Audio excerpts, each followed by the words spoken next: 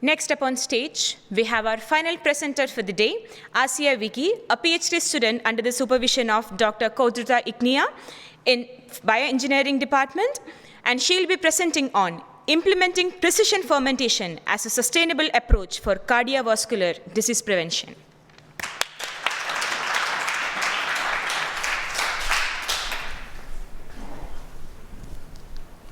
Tannenone 2A is an antioxidant compound naturally found in the roots of the red sage plant. It has shown great promise in the treatment and prevention of cardiovascular and inflammatory diseases. Unfortunately, our traditional mode of extracting tannenone from its plant source involves an extremely inefficient multi-step process that is highly dependent on variable environmental conditions. To produce enough tannenone to treat the millions currently living with heart disease, we would need to cultivate red sage over an area of 2,600 kilometers squared. That's approximately 5.5 times the size of the island of Montreal. This is simply unsustainable. In my project, we're developing an alternative production mode for tannenone using yeast cells. Later on, we'll be able to optimize the fermentation parameters in order to further increase the yield. So the first step of my project is to transfer the genetic information encoding for the tannenone-producing enzymes from the native plant host to the yeast cells. So I collected and organized all the fragments of DNA necessary into circular plasmids of DNA. I cloned these to contain strong promoters for gene expression, allowing us to maximize the number of tannenone-producing enzymes in the yeast host. Once transformed with these plasmids, I was able to monitor the yeast production via gas chromatography mass spectrometry.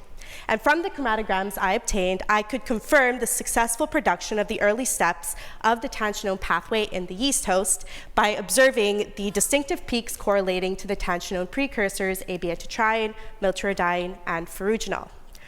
Unfortunately, one of the later steps in the tannenone pathway remains unknown, which prevents us from transferring that genetic information to complete the pathway in the yeast.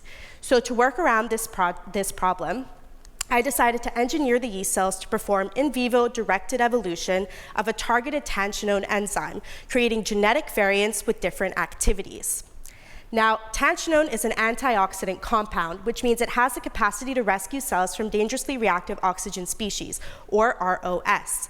So in theory, if we expose the engineered yeast cells to ROS as an evolutionary pressure, we can obtain genetic variants that are able to complete that pathway, produce tannenone, and help the cells survive.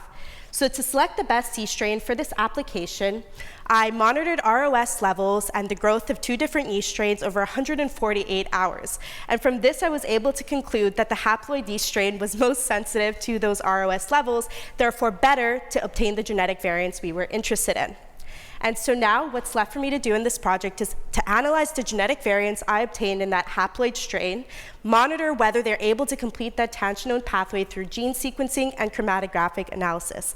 And if successful, we will have developed a more sustainable mode of production for tannenone. Thank you.